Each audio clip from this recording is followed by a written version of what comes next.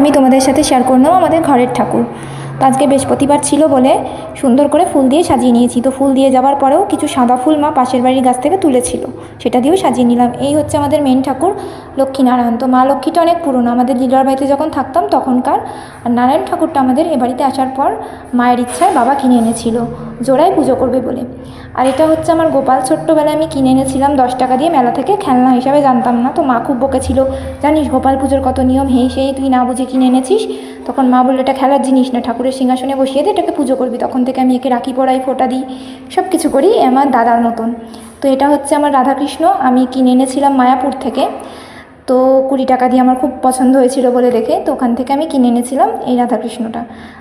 এই গোপালটা আমার নয়, এটা আমাদের পাশের বাড়ির এক বৌদির গোপাল। এই যে একটা ছোটুসা গোপাল, একটা বড় পাথরের। তো ওদের অসহ্য করে গেছে বলে আমাদেরকে দিয়েছে কিছুদিন পুজো করার জন্য, তারপর ওদের অসহ্য কেটে গেলে আমাদের থেকে আবার গোপালটা নিয়ে নেবে।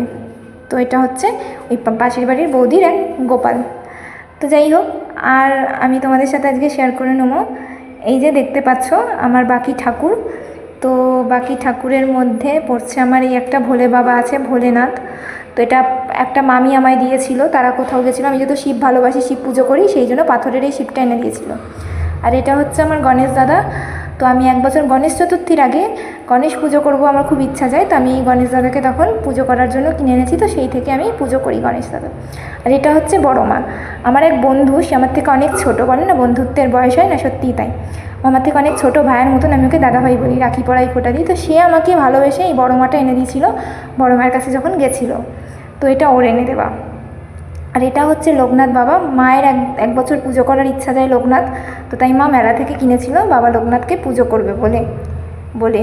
আর এই যে আগেই বললাম আমার শিব, এই যে পাথরের শিব দেখতেই পাচ্ছ, সেই মামি এনে দিয়েছিল। কি সুন্দর দেখতে, আমার তো খুব ভালো লেগেছে, কারণ আমি মহাদেবকে এতটা বেশি ভালোবাসি বলার মতন নয়। তাই এটা হচ্ছে গিয়ে রাম লক্ষ্মণ সীতা, এটা মা অযোধ্যা গেছিলো গতবারে, তো সেখান থেকেই রাম লক্ষ্মণ সীতা কিনে এনেছিল।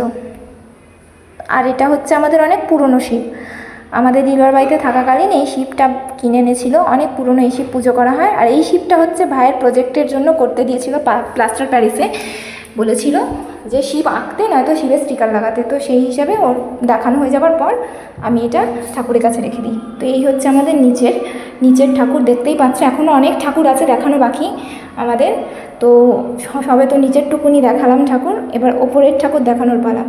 এটা হচ্ছে গিয়ে মা তারা, আমার দিদি, আমার মামার মেয়ে, ছোটো মামার মেয়ে 1 বছর তারাপীঠ গেছিলো, সেখান থেকে এনে দেয়। এটা হচ্ছে গিয়ে একটা স্যার ছিল আমার, আলোকিত স্যার, তো সেই স্যার আমাকে তারাপীঠ গেছিলো